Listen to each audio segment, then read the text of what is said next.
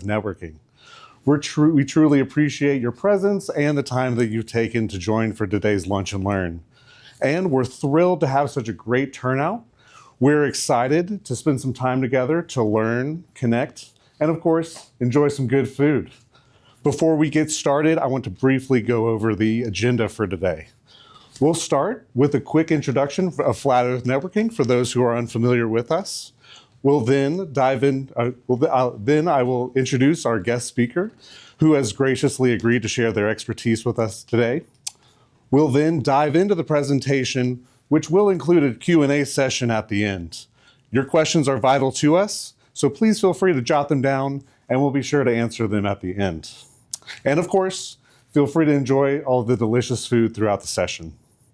For those of you who are new to Flat Earth, I wanted to take a brief moment and tell a little bit about who we are and what we do. Flat Earth is a local cybersecurity consultancy. What sets us apart is our commitment to understanding your business's needs and working with your existing technology team to fill any gaps in your cybersecurity program. We believe in the power of continuous education and fostering strong relationships, which is why events like today's Lunch and Learn, packed with insightful presentation and engaging discussion, are so important to us. We're always looking for ways to engage with our community, to share knowledge, and to grow together. Now on for the main event. We are incredibly fortunate to have with us Dr. A. Morgan Sachs, who is a cybersecurity analyst at Flat Earth Networking. They hold a PhD from the prestigious Institute of Quantum Computing at the University of Waterloo in Ontario, Canada, where they specialized in relativistic quantum information. They have presented their research internationally across 5 continents and are well published in many peer-reviewed journals, and which makes them very ready to give insights on today's Lunch and Learn topic. They will now be sharing with us how the cutting-edge field of quantum computing both relates to and impacts the ever-evolving landscape of cybersecurity. This is a topic that is not only timely, but is also crucial for any industries that are currently relying on pre-quantum cryptography to secure their IT networks. We are confident that you'll leave today's session having gained valuable knowledge and actionable insights on the futures of quantum technologies. So, without further ado, please join me in giving a warm welcome to Dr. Morgan A. Sachs.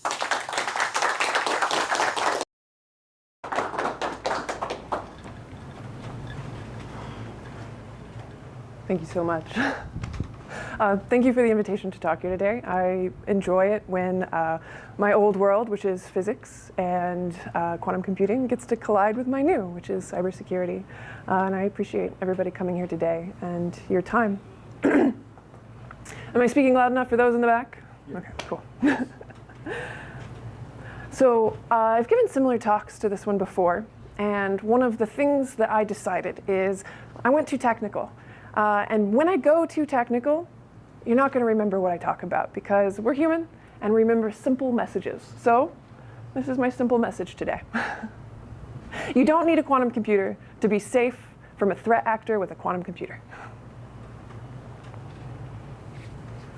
So I kind of went ahead and told you that I'm going to tell you about quantum computing today, but what is a quantum computer?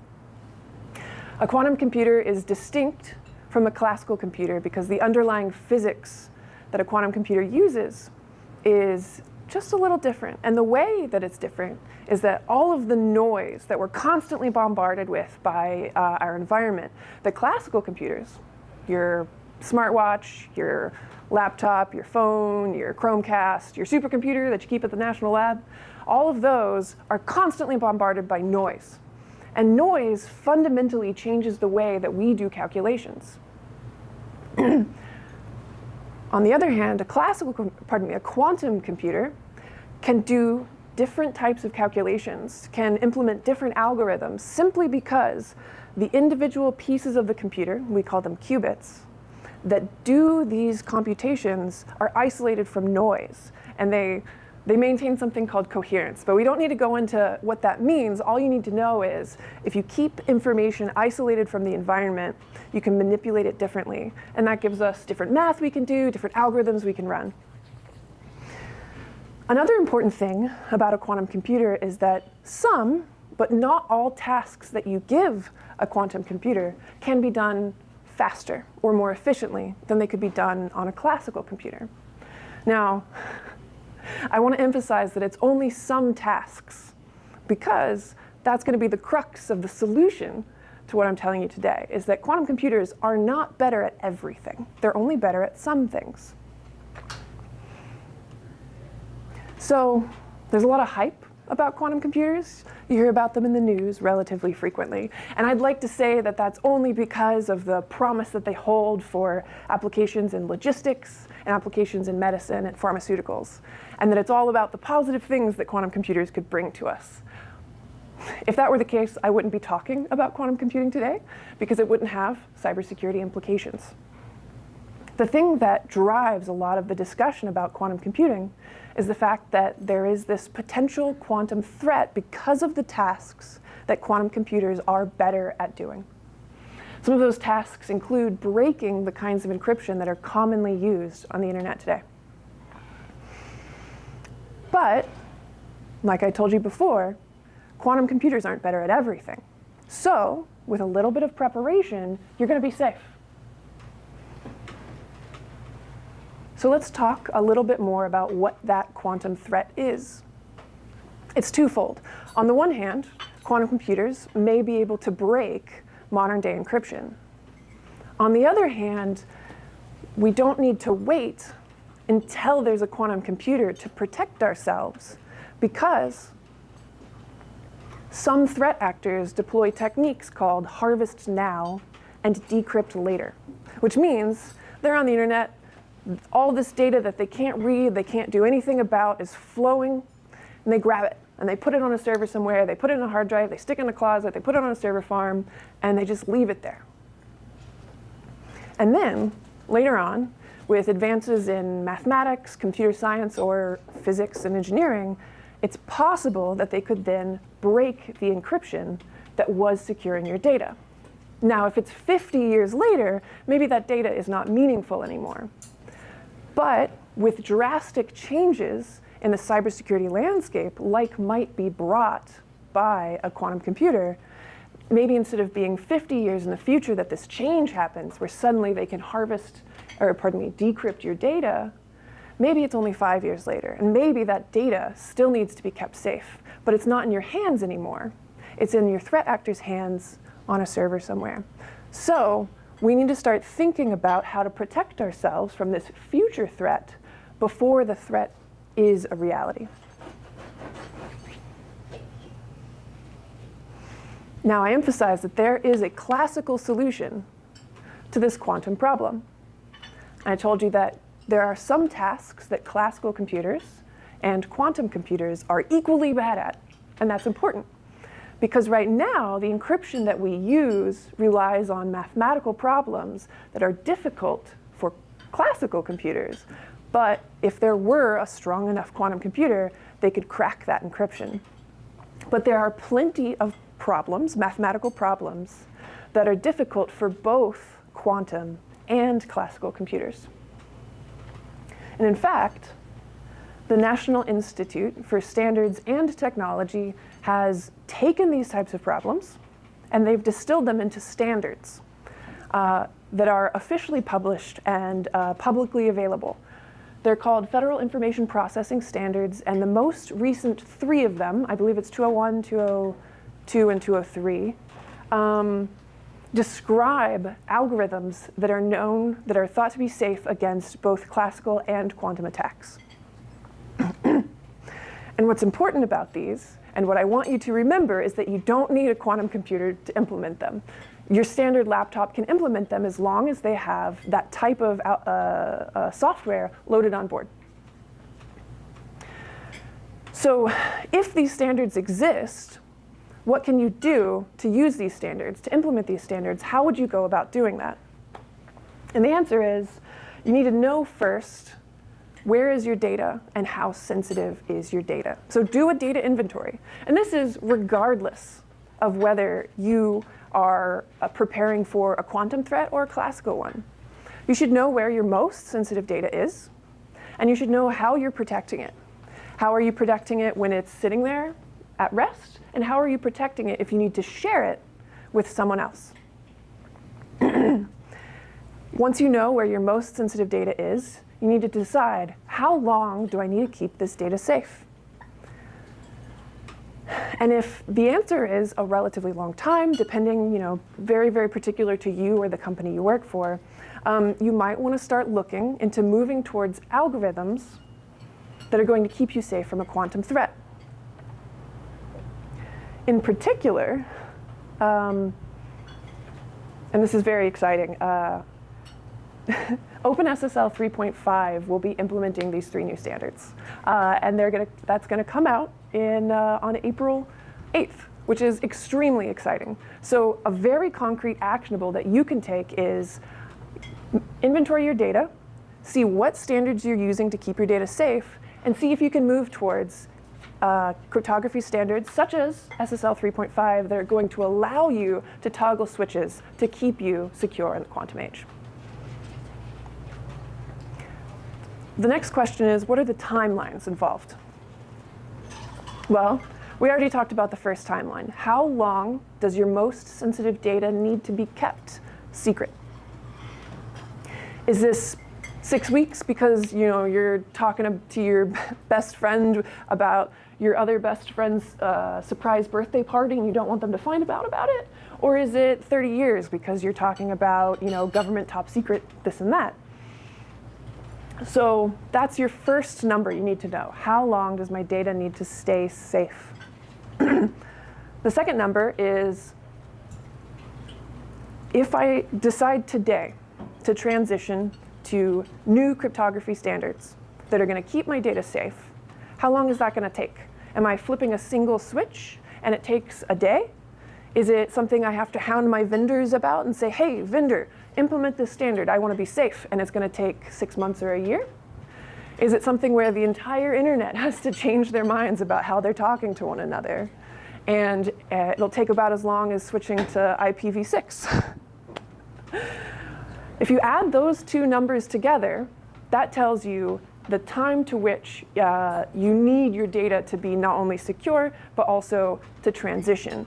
And if a quantum computer arrives before that length of time, so that's Z here, the last time, how long does it take for quantum computers to arrive, then we have a bit of a problem because there's overlap where your data is no longer safe.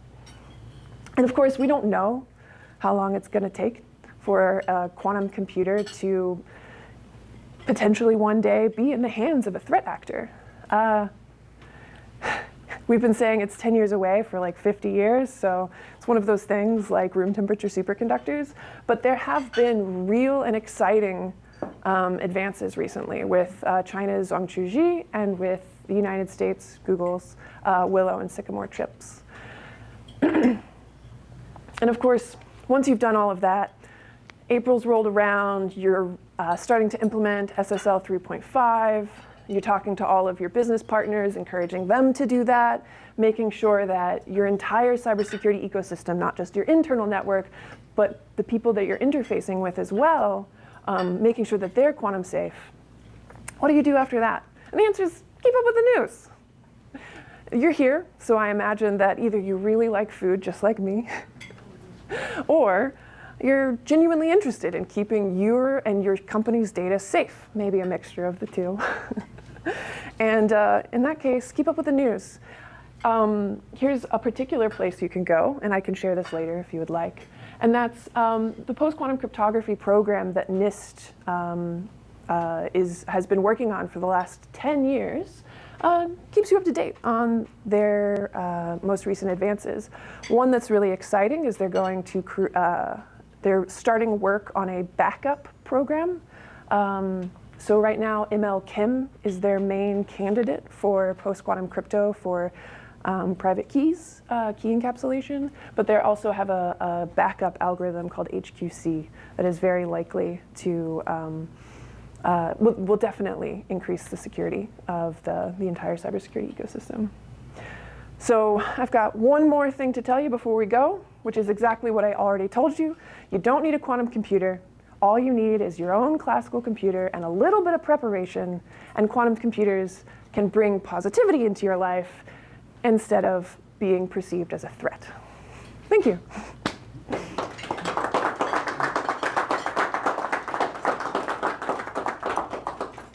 We do have a question here from the live stream. Yeah. What are the implications of the new chip types that have been announced recently for quantum computing and the time frame for when those will be more readily available? Yeah, so there's two relatively recent chips that have been announced. One is Zhuangzi 3, which is out of China, which is a very fast chip. And the other one is Willow, that Google has produced. And it is not as fast, but it is qualitatively different in a way it's more technical to describe, but is much more exciting. Willow can do quantum error correction below threshold, which is a lot of jargon to say that it knows when it's wrong and good at fixing it. Which to me is much more exciting than just brute force quickness like Zhuangzi has. So as far as timelines are concerned, I was there in 2015 when D-Wave initially, when I say I was there, I got certified, it was very exciting. When D-Wave initially introduced the first commercially available quantum computer. And back then we're like, oh, 10 years, we're gonna have a quantum computer. So even though we have these really exciting advances, every time we make a little bit of advance, what we find is there are more and more interesting problems to solve about the scalability, about how good quantum computers are at recognizing when they have a bit flip error or something just isn't right in the computation they've done. At the beginning of my talk, I mentioned that quantum computers do fundamentally different computation because they are isolated from their environment. Well, that means that they're much more susceptible to noise. And this is the major issue that we're trying to overcome with quantum computing. So you have to keep them isolated in order for them to actually function. If you have a quantum computer that is not well isolated, then it becomes noisy and you start introducing errors. And that's where quantum error correction comes in. And that's why Willow's chip is very exciting. So I'm going to not answer your question by not giving you a timeline and just say they're exciting changes and exciting new. Willow is exciting because it brings about a fundamental advance that is required for us to proceed with scalable quantum computers. And Zhuangzi is exciting because it is faster than any chip before.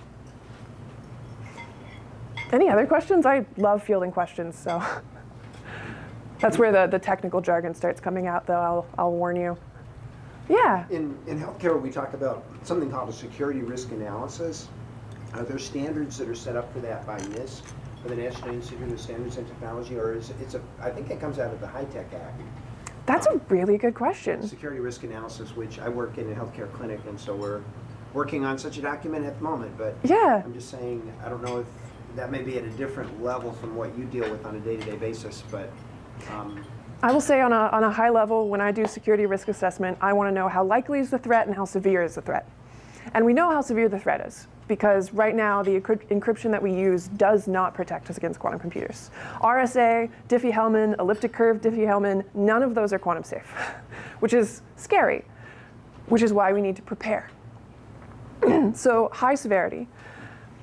The likelihood starts to get a little bit murky, though, because we have all of the peer-reviewed, published information about quantum computing that is not top secret or classified or anything like that. But we don't know about anything that's being done that's kept a little bit more below board. For the most part, we can rely on the above board information because there's like a bit of a, what's a nice way to say this? Everybody's showing off. The United States and China in particular want to show the world that they're really good at science and that their technological advances are worth watching and looking at and respecting. So we know pretty well where quantum computing is at, is what I'm saying there. And yet we still don't have a firm timeline of when the quantum threat will be a reality where a threat actor will have access to these tools. So I don't have an answer for that part of the threat analysis. Now, as for official, I don't know either. But It's something that is worth looking into, especially when it comes to, as you say, healthcare. So I do know that the federal information processing standards will apply, because any organization that is going to be under government regulation is going to need to use these. So HIPAA is going to be relevant here. But no, I don't have an answer for the actual assessment. Yeah. Who currently has access to quantum computers, and where are they now? Most universities that do like large-scale research have something to do with quantum computing. DARPA.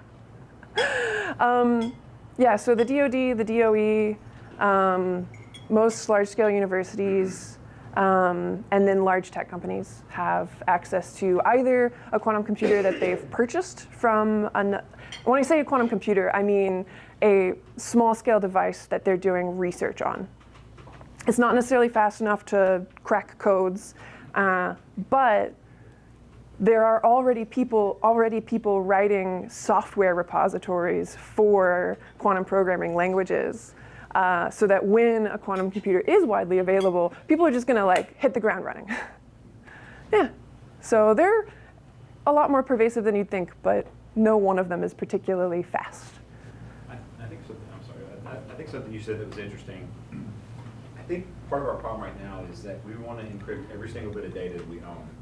And I think if we make it where some data isn't important anymore, that you could just go find out about it.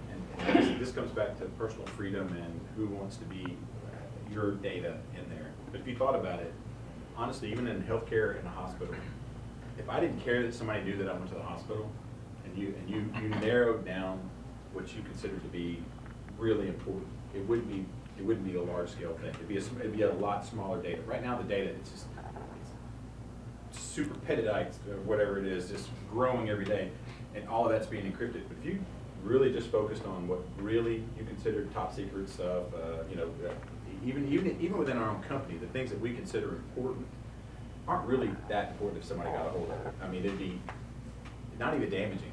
Just like a list of people we do business with.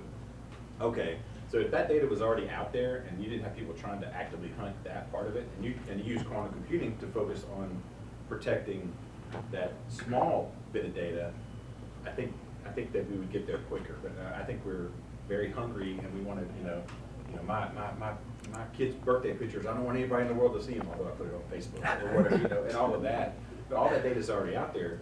I think if you flipped it and you really just concentrated on what is truly important data on there, I think that's probably going to be what people need to do, but they're not going to do it. I think that's a really interesting point. So to repeat this for if those on the internet can't hear, the point was we need to do data inventories and decide, does this really need to be encrypted? And how can we do that? And I believe you also alluded to quantum computing could potentially help us sift through that data as well. And sort of my response to that is, yeah, let's do data inventories, y'all.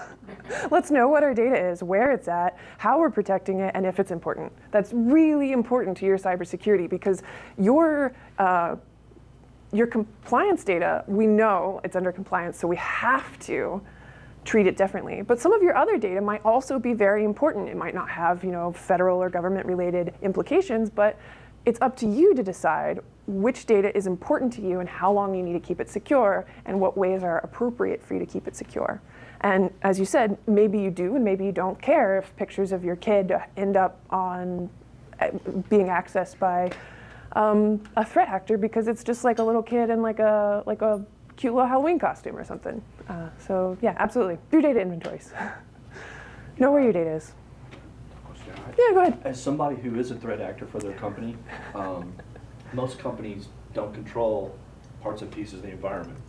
They lease it as a service, much like Google, much like AWS, much like Azure. They have Databricks. They have pools of data. They have blob storage. And I guess the fact is that they don't. It's traditionally like. I guess I'm older, and I remember spinning disk and buying EMC components and SAN arrays. Those days are gone. Now, most of it's all in some sort of service that you manage and maintain.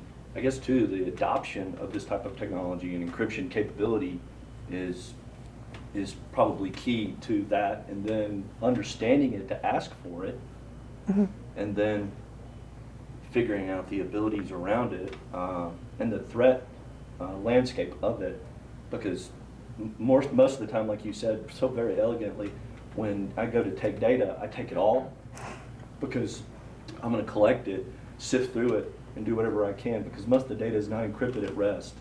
It's being used, or it's been some sort of process, especially Databricks or some other thing. And then when you steal the actual API keys to do it, oh, by the way, you are that person. So they unencrypt it for you. So wholesale theft of API, actually going in as the company itself and taking the data is then, you've gone around the control components of it. Yeah. But I don't know, that's what I think the fundamental part of it is a lot of these services, especially like Databricks, I know is one that they don't do a lot of encryption like you would think. And the way that it being stolen, and especially being ransomware, and people escalating and pivoting through the environments are just, it's like every time you look around, I track at least 35 different threat actors, ransomware threat actors. My company is in healthcare, and I'm on the target deck of 3 different, I'm on the target deck for 3 of those threat actors. And those people pivot through the environment, and they steal data at rest, and they bulk steal the data in petabyte if they try to. They spill it out in terabytes. Yeah, so But what I don't understand. think- I don't think a lot of people know that what are they doing with that data?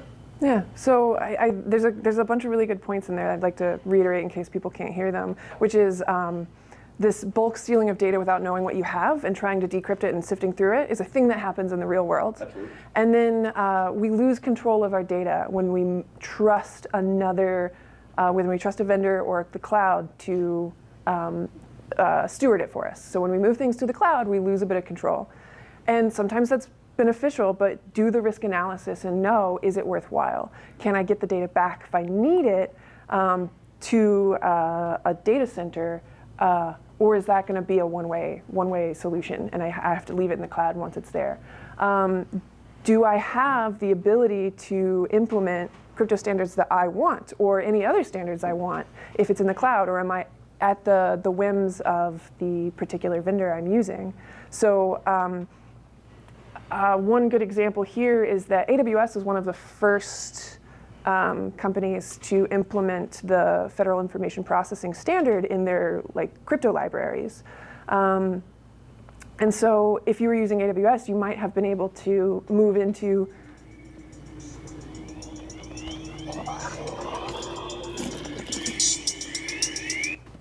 That's my phone reminding me that I have a one-on-one with my boss right now. That's not happening. So if you lose control of your data in the cloud, sometimes that's good because sometimes there's expertise there that you don't have. But sometimes it's worth cultivating that expertise within your own company. And you have to make that decision instead of letting that decision happen. So be strategic about how you make those decisions about where you're moving your data. Yeah, any other questions? How much do quantum computers cost?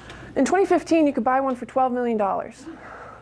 So given the prohibitive cost, do you believe that nation-state actors will be the most likely and first adopters of quantum computing for cracking encryption?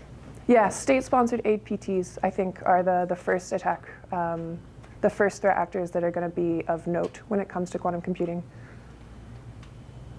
And do you believe that we'll have a prepared response from detection and investigation for these early attacks before the threat actors get access to the same functionality, same technology? Detection and response is a tricky one. So let's think to the specific attack that I mentioned before, which is harvest now, decrypt later. That attack already happened to you on the day that the quantum computer is used to decrypt your data. Your data was already harvested, and you don't have control over it anymore. So in that case, we can't detect it because it's already out of our hands, which is why we need to prepare.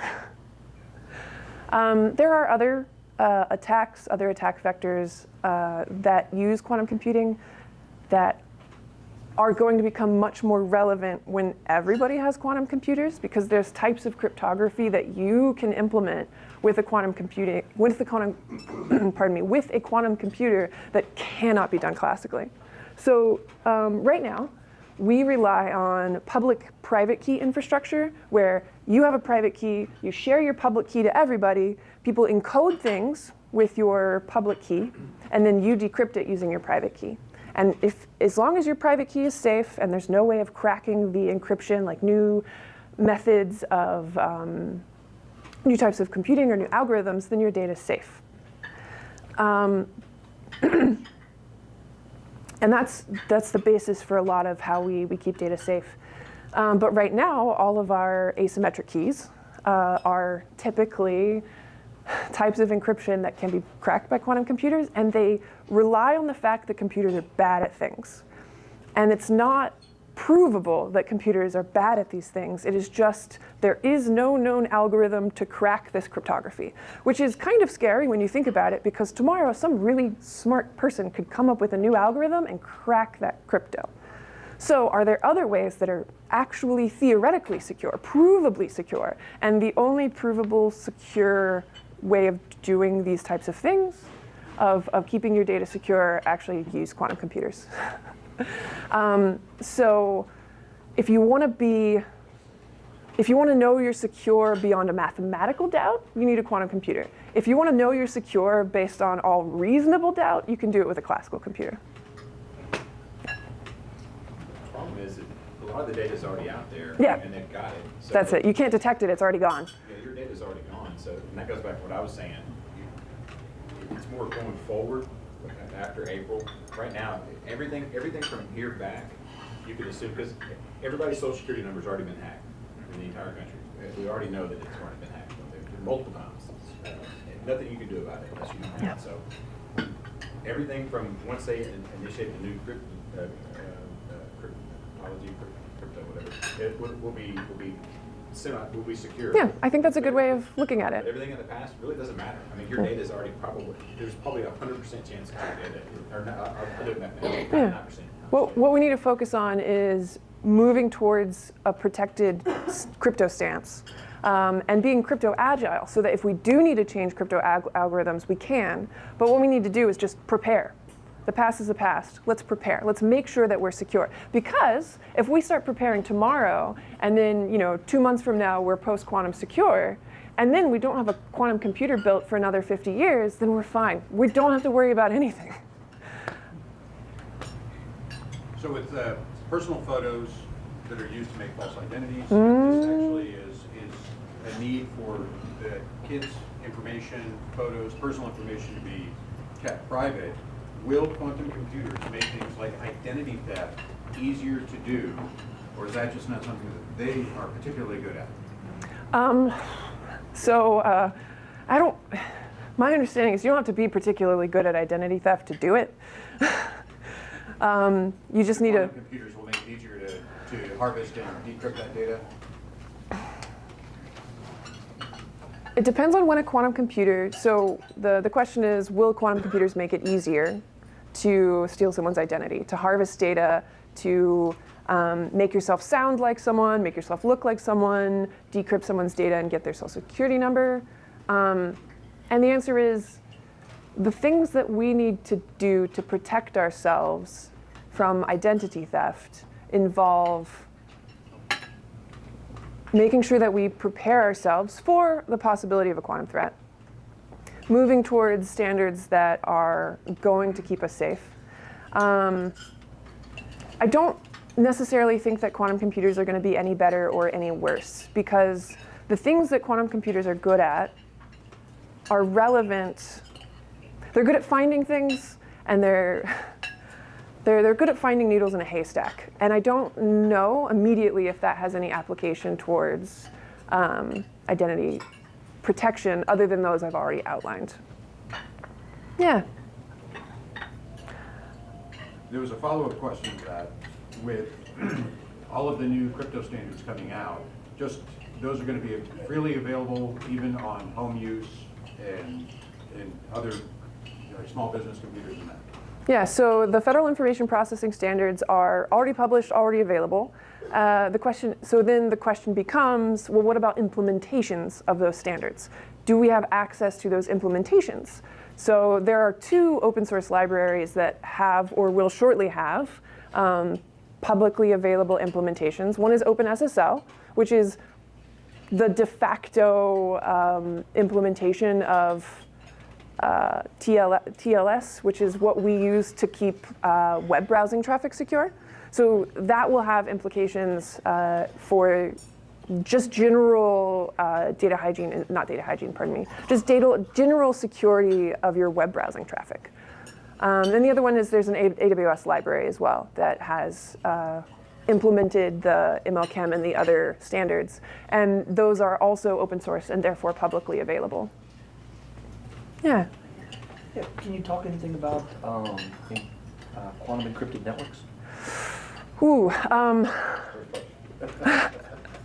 He asked earlier. Yeah, so that's moving from, definitely moving from we have a classical computer and we want to be safe, from a quantum computer, moving into the realm of, okay, we have quantum computers now. What can we do with them? So I alluded before to methods that are provably secure to keep your data safe. This is quantum key exchange, BB84. There's all of these different methods that allow us to send information via untrusted networks to a party, authenticate them, and guarantee there is no man in the middle, that there is no eavesdropper, with mathematical certainty. Not, oh, the problem would be hard to solve, so we assume it's not happening. The physical laws of nature will not let you eavesdrop on those quantum channels. So that's what I have to say about that. Nice. Yeah. Thank you. You mentioned that the standards are published and freely available. You also mentioned that quantum machines are good at solving very specific problems. What is the possibility that a quantum machine would be used to reverse engineer publicly available standards? So the publicly available standards don't need to be reverse engineered. They're, because they are, pardon me, I'm just going to turn this off real quick so it doesn't keep going. There we go. Still can't talk to my boss, so don't need another reminder. Right, so I think this question, which is, for those who might not be able to hear on the internet, is what if a quantum computer is set to the task of trying to break the cryptography we're using to keep ourselves safe from a quantum computer? Quantum computers won't necessarily be any better at that task than a classical computer. I don't know of any known algorithms that would assist with that. But it does beg the question, why do we think these are secure? Well, beg the question isn't the right word. It does bring about the question, why do we think these types of math are particularly good at protecting us from quantum computers? And there's like a lot of technical stuff in there that I am not the mathematician to ask. I don't know how the matrix lattice key encapsulation method algorithm works, if I'm being honest. I'm a physicist, not a mathematician or a computer scientist. But we do know that the way that we say something is secure in a cryptographic sense, most of the time for the modern internet, the way that we mean it's secure is we say there's no known algorithm that would crack this code. And there is no known algorithm that would crack the codes that are used for the modern, the post-crypto standards that I've outlined. Essentially, no one has tried yet. Oh, people are trying. Yeah, they've been working on it for over a decade, and that's why they chose these. Yeah, they're trying very hard, and that's why they chose these, because a lot of brilliant minds were unable to come up with something. Yeah. Or they figured it out, and then they released it. That did actually, there were a couple of standards that during the review process they published, and they're like, hey, we're going to suggest this as a candidate for these information processing standards. And then someone wrote an article that was like, don't do that, here's how you can crack it. And that's how science works. This is expected, and this is actually good news. This means science is working. So whenever you see a very sort of sensational article that says like, such and such was proven wrong, go team is what I have to say about that. We're doing it right. One more from the live stream. Okay. Are there any specific threat vectors that are possible with quantum computers that are just not available with classic computers? Yeah, so there's a couple ways to interpret this question. Let me think about it. Threat vectors as in ways that someone with a quantum computer could pose a threat to someone with a classical computer or someone with a quantum computer.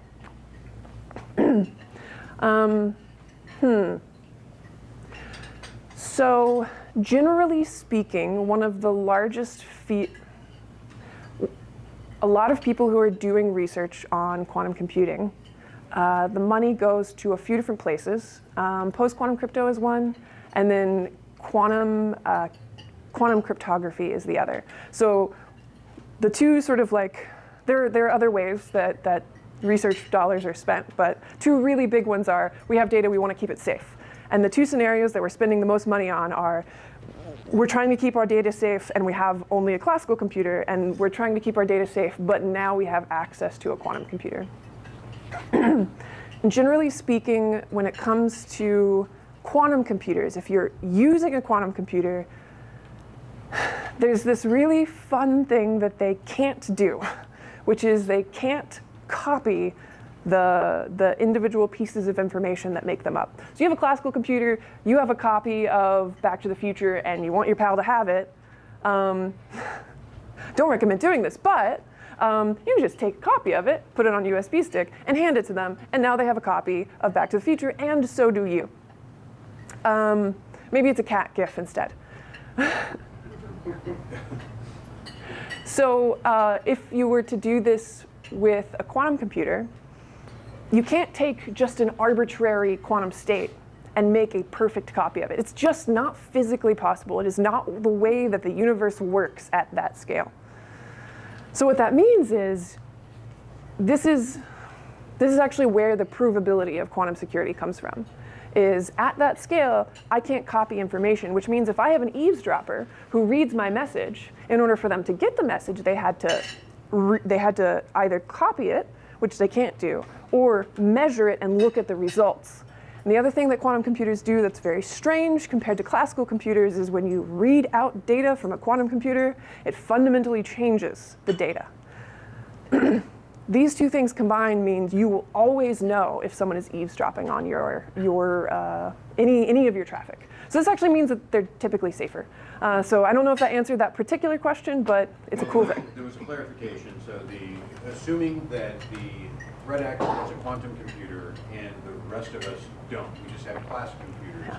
Other than the cryptographic implications that we've already discussed, are there additional threat vectors that you're aware of where someone with a quantum computer would be able to take advantage and attack somebody with a classical computer? Yeah. This one's just a bit of spitballing, but quantum systems are inherently better at measuring and sensing. And especially back in the day, I don't remember them, but there were a lot of attacks where you would just measure the EM field coming off of a server, or put some sensor right next to a line or a cable and read off the data from that. Now, quantum computers are more sensitive at measuring things. A good example of that is the LIGO interferometer. They were the first to measure gravitational waves, which could not be measured classically because they're so subtle. And they were able to do it using quantum sensing. So perhaps, using quantum sensing, you could read off data that you wouldn't be able to do classically, and maybe infer what data is being transferred or how the data is being processed using the information you gather using quantum sensors. It's possible. Almost like what they call the technology be a tempest. Why would it be called a tempest? It's tempest. That's the technology that records the keystrokes on a computer yeah, from a distance. Yeah, that'd be a good example. Like a quantum tempest might be more sensitive. You might be able to have the measurement device further away from the keyboard. Maybe not, but it's a thought. Or even worse, they have those cameras that do infrared. They're not actually seeing anything, but they're seeing. If you've ever seen it, they can actually map out the room. You can follow somebody and not have a picture of it, but you have pretty much a digital outline of them. So the quantum computer watching that as you're at your keyboard and watching doing keystrokes, you can literally get your password there because it's just watching you type the keyboard. Yeah, it's possible. Yeah. With your Wi-Fi, or actually, I'm sorry, Wi-Fi. Like Wi-Fi is broadcasting in the room. If you talk about measuring, if it's measuring the movement inside there, smart enough to look at it and sit there and check what you're typing into your computer. Yeah, I think these are all really interesting ideas. Has there been any pen testing done with quantum computers? Yeah, there's actually, there was a quantum hacker group at the IQC. I didn't work with them directly, but they had a really cool symbol, which is in quantum computing, we use a bracket notation, which represents a quantum state. So they had that notation, and they had a little skull and crossbones in it, so they were quantum pen testers. But they were pen testing quantum systems, so quantum implementations of quantum error correction, quantum key distribution, any sort of quantum cryptography. They would try to crack it. Yeah. How are we doing for time? I think we're good. We've answered all of the questions off of the live stream. Is there anything else in the room?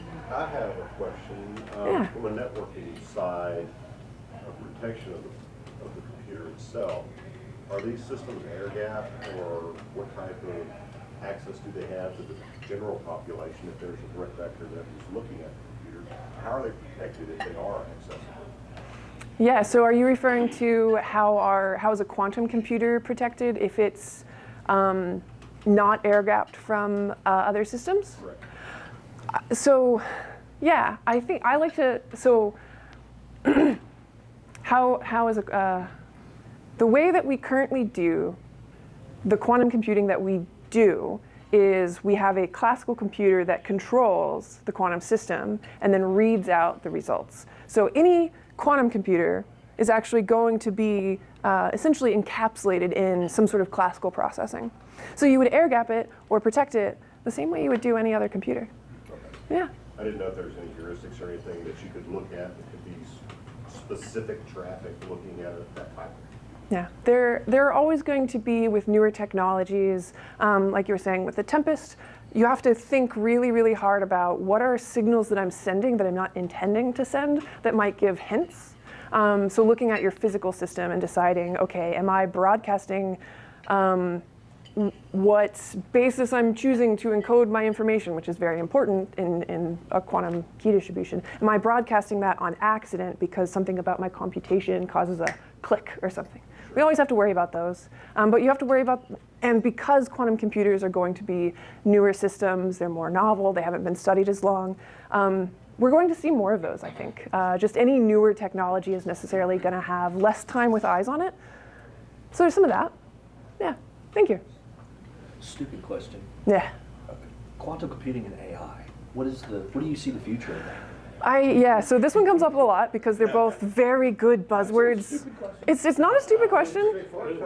Yeah. It might be a long answer. Oh, sorry. Yeah. Okay. Let me give you the quick answer, which is people are studying quantum machine learning, and some people say that quantum computers might be better at it, and others are still on the fence. So it's an open research question. Yeah. So it's not a stupid question. People are asking it. Yeah. You answered mine. I was thinking that. Yeah. There you go. Nice. Awesome. Well, I really appreciate all your questions, and I don't want to take too much of your time, and so I figure, are we ready? Are we ready? Yeah. Thank you so much. Dr. Sachs. Thank you. Great. Before we wrap up today, I want to express my sincere gratitude to you all for the time that you've dedicated to us today. Your participation and engagement are what make these events so special. We hope that you found today's session valuable and that you're walking away with new ideas and perspectives. Please know that our doors are always open. If you have further questions or if you'd simply like to connect with Flat Earth Networking, please know we will be more than happy to hear from you. Thank you for taking part in today's event. We look forward to hearing about your future successes and hope that everyone enjoys the rest of the afternoon. Thank you.